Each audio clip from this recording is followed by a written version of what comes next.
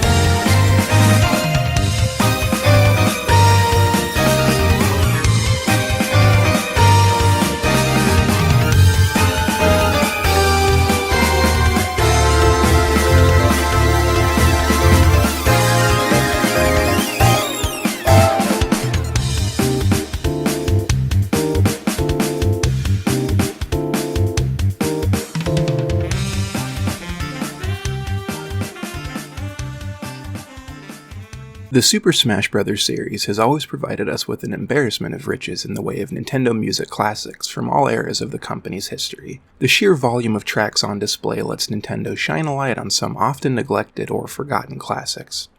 Light Plane from Super Smash Bros. For the Wii U is a faithful reimagining of the Super Nintendo track of the same name.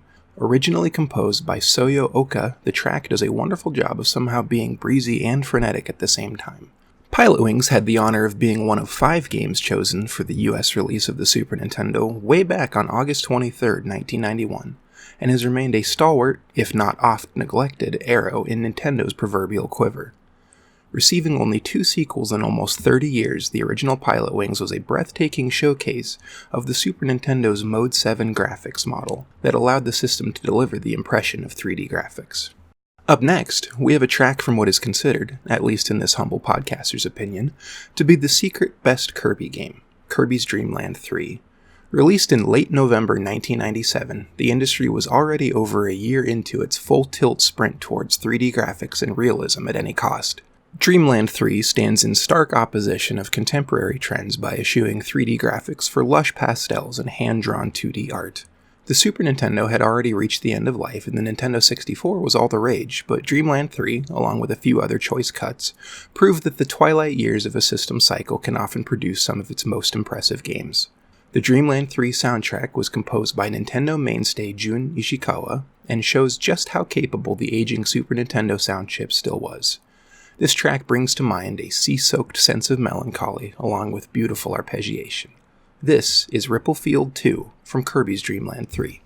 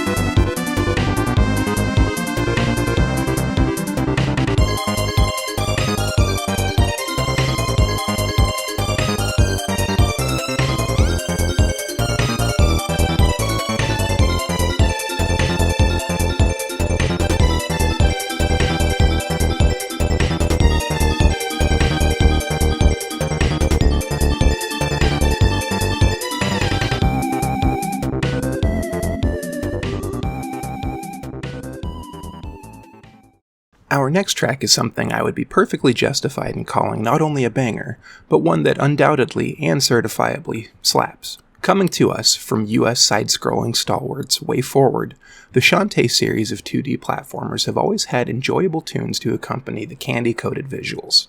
Shantae, Half Genie Hero was my personal introduction to the series, and I was pleasantly floored by the depth and variety the soundtrack had to offer. The series has been composed since the beginning by American composer Jake Kaufman. After dropping out of high school, Jake got his start in the industry by doing the soundtrack for the Game Boy Color port of arcade classic Q*bert in 2000. A self-described music mercenary, Kaufman bounced from project to project until finally becoming what he called the lead audio guy at Way Forward, where he would go on to compose numerous soundtracks. This track boasts an infectious dance beat that refuses to quit, and if you listen closely, enough cowbell to cure even the most stubborn fevers. This is Mermaid Factory from Shantae, Half Genie Hero.